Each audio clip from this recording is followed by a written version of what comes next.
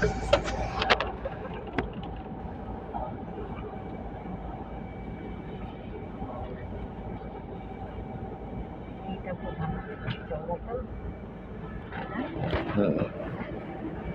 যে সিট আছে, সিটগুলো খুব সুন্দর। এইখানে বিছানার সিস্টেম আছে, দেখা যাচ্ছে কোল বালিশ আছে, দুটো বালিশ আছে। আর চেয়ারগুলো তো বিমানের চেয়ার, একদম পুরা বিমান। না, বিমানে এত সুন্দর চেয়ার থাকে না আসলে। এনে চেয়ারগুলো দেখে কত সুন্দর, বিমানও এত সুন্দর না। এটা আবার নিচে পায়ের এটা আবার ছোট বড় করার সিস্টেম আছে। এই যে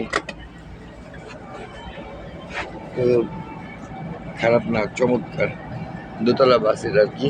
এর উপরে ওঠার সিস্টেম আছে, যে উঠতেছে সবাই উপরে উপরে সুন্দরভাবে উঠতেছে। উপরে ওঠার সিস্টেমটা সুন্দর।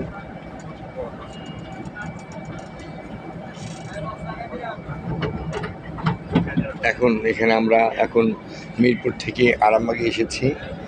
এখন আমরা কিছুক্ষণ আরামবাগে কিছুক্ষণ স্থায়ী করবে, এরপর রওনা দিবে।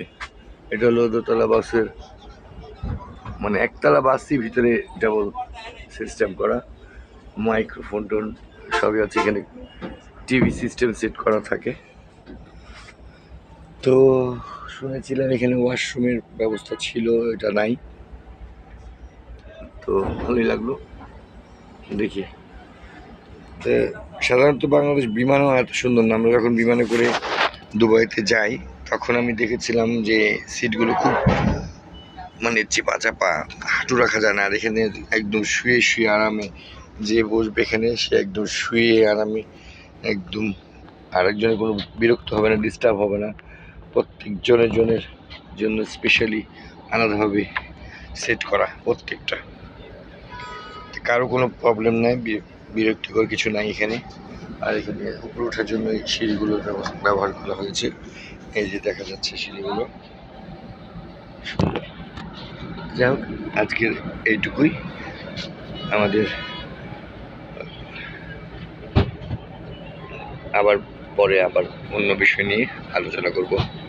ধন্যবাদ।